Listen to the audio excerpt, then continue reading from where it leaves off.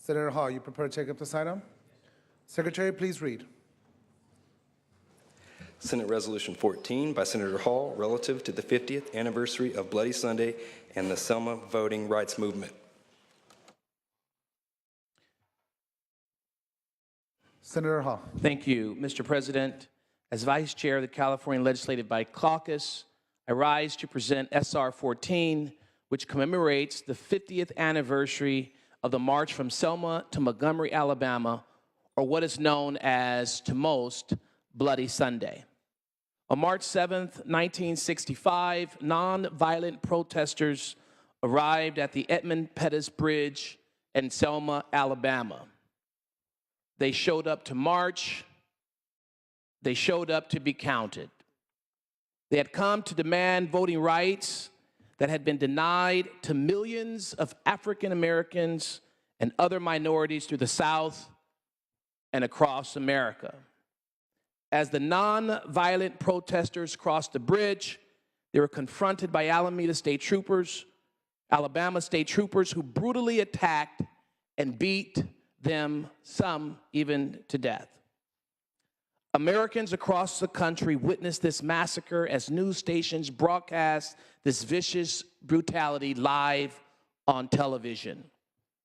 On March 21st, Senators, 1965, under court order, the United States Army, federalized Alabama National Guard, federal agents, and marshals across the nation escorted nearly 8,000 nonviolent protesters from the start of their historic journey in Alabama to the steps of the Alabama State Capitol building in Birmingham on March 25th, 1965.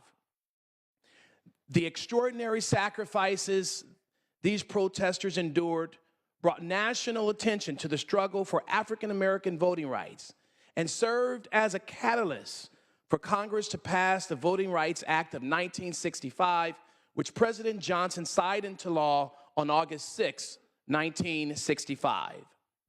Senators, I am a product of Bloody Sunday. I am a product of the Voting Rights Act. I am a product of the struggle, the sacrifice, and the bloodshed so that African Americans should be granted the same right to vote as any other American. Without question, if we're not voted for the Voting Rights Act, I would not be serving today as a member of the California State Senate. Senators, this resolution may commemorate an event in our nation's history, but as our president said just this past weekend at the foot of the Edmund Pettus Bridge, the issues raised in Selma, Alabama are not a relic of the past. They are the issues that continue to plague our country to this day. My mother was raised under segregated education laws. And while segregation has ended, too many black and brown students continue to be failed by our nation's educational system. My family fled the segregated South to California seeking economic opportunities, yet too many black and brown female Americans still find themselves making less for the same day's work. Great efforts were made to pass the Voting Rights Act, yet that very act is still under attack today by some members of Congress and by our courts. Senators, the term Selma is now is not a catchphrase. Selma is now. Our work is needed now more than ever to ensure that every American citizen not just have the right to vote, but is able to exercise that right. Our march towards a more just, a more fair, a more equal society begins with every American exercising that right. And our commemoration of Bloody Sunday reminds us all of the great work still ahead of us to build that more just, that more fair, and that more equal society. Senators, I respectfully ask for your aye vote on SR 14. Thank you. Thank you, Senator Hall. Senator Mitchell. Thank you very much, Mr. President, and I proudly stand alongside my colleague, Senator Hall, in asking that not only you support SR 14, but that we do take a moment to reflect on the significance of the marchers on Bloody Sunday 50 years ago. As Senator Hall stated, that he wouldn't be here if it were not for the voting rights won by that effort, but I would argue that neither would many of us who serve in this chamber. Neither would many of my Women's Caucus colleagues. My constituent, former LA City Councilman David Cunningham, would not have served with honor and distinction in LA City Council. Many of my Latino brothers and sisters, and certainly none of my LGBT colleagues, would have had the opportunity to represent our communities with distinction and honor if those early marchers, the 600 fearless men and women who took their lives into their hands on Bloody Sunday and who turned away by fire hoses, shotguns, troopers, and dogs. So remember, colleagues, Bloody Sunday that we commemorate today was not the successful march. It was the first attempt led by a 25-year-old leader of the Student Nonviolent Coordinating Committee with his famous trench coat and leather backpack, who is now a sitting member of Congress. Participant, one of the 600, was a 14-year-old African-American young woman who turned 15 during the big march that came several weeks later. And so I stand here today to not only commemorate the significance of 50 years ago, but to also talk about what our collective responsibility is today. I had planned and had airline tickets purchased to go to Selma this past Sunday for the commemoration. And last week, looking at our own legislative calendar and budget hearings, changed my mind, decided that I just couldn't make it happen. And while I sat and watched the president's speech on Saturday, heard Congressman Lewis, heard the voices of those who had marched 50 years ago, I was glad I didn't go. Because I'm clear that I have a duty to stand here today to represent those who still have not fully realized the dream of the Selma Dreamers, which is the full protection under the law.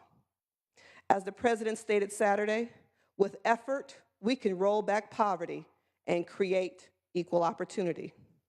I was struck as the news commentators did the comparison between Selma 50 years ago and Selma today, and they talked about Alabama's child poverty rate being 1 in 5. I was struck because California's numbers are far worse, 1 in 4.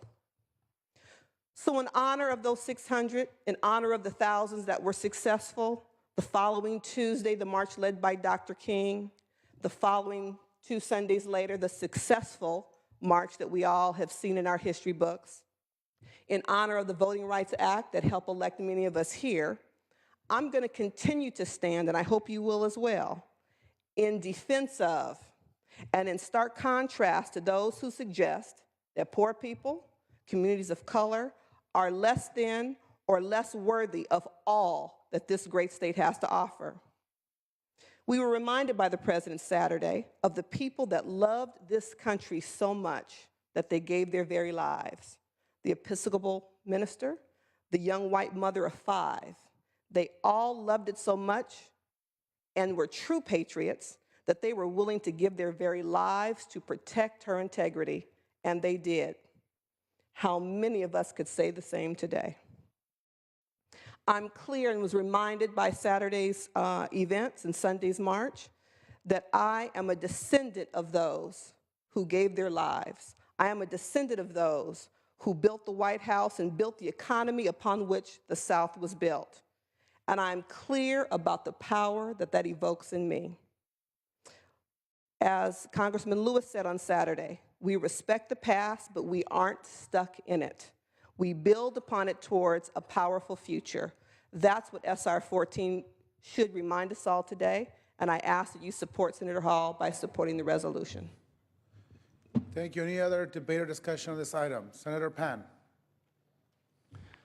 Thank you, Mr. President, members. I too want to thank Senator Hall and Senator Mitchell as well for your remarks around Bloody Sunday. You know, Todd Endo, a Japanese American, was present then as well. The API community has been proud to stand with our friends and colleagues in standing for voting rights. It's right, many of us wouldn't be here if it wasn't for Voting Rights Act. And I want to be sure that I stood here as well on behalf of the API Legislative Caucus to show our support for this very important resolution. Thank you.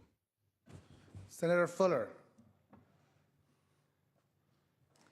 Just shortly, I want to join the historic voices of our members who have stood today to remind us of the struggle that it takes for all of us to be here today, and to thank you for bringing this forward, and to also let you know how proud I am to have gotten to stand here and work with all of you, but particularly at this moment, this time, with those of you who've had to struggle in a more recent future to have the things that we all hope to have.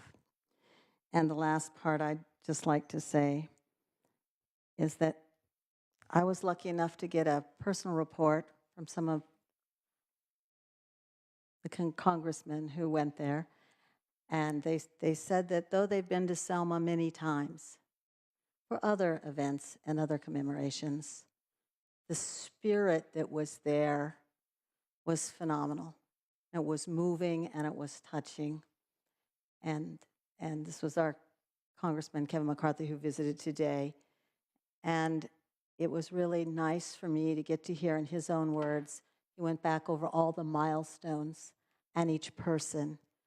And though I know the history, I was little and I hadn't visualized it. So I hope you get a chance to talk to someone who did go there, to feel the spirit of how it felt to be there. Because watching it on TV, which I did, was not enough. Thank you. Thank you. Senator Wesso.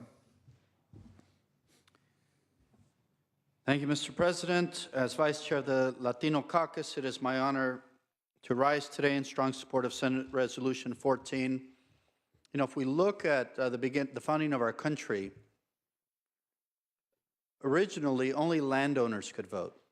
And there was this process by which, through amendments to the Constitution and by changing legislation, did eventually every citizen of the United States eventually got the right to vote.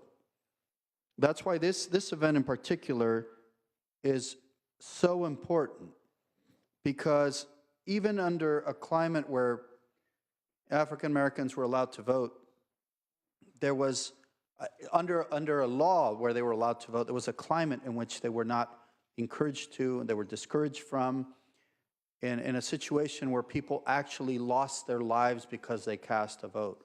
There are pictures of people who are hung from trees and poles because they voted on Election Day. And so rarely in our history did people have to lay down their lives for a right that was already guaranteed by law. That's why Bloody Sunday is so important.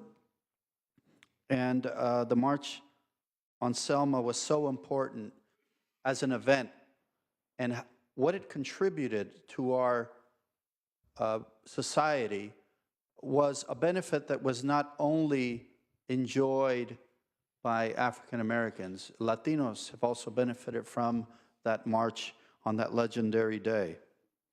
One of the things that we need to remember about this important event, something that we need to bring to the forefront of our current state of affairs today, is that while people have the right to vote, they don't. And it's wonderful that they should choose, that they have the right to decide that they don't want to vote. But I think it's very sad that there was a time in which people were willing to lay down their lives and make the ultimate sacrifice for a right that now people take for granted.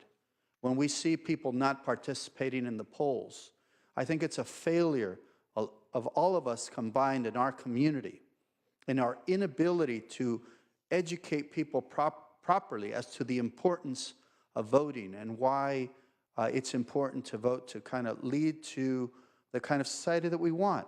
We're hearing about women not getting equal pay. We're hearing about high poverty rates, and all that could be changed by people's participation. So this is a very important resolution in that it honors our fallen heroes, the people that had the courage to stand up and fight for something that they believed in, that benefited future generations.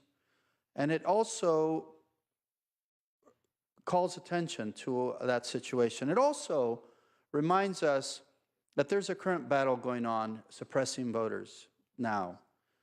And, you know, oftentimes it's those people that say that excessive burdensome regulation is bad for business, that are willing to put excessive burdensome regulation on the voting process, thinking that that is going to create more voter participation, which is the complete opposite. And I would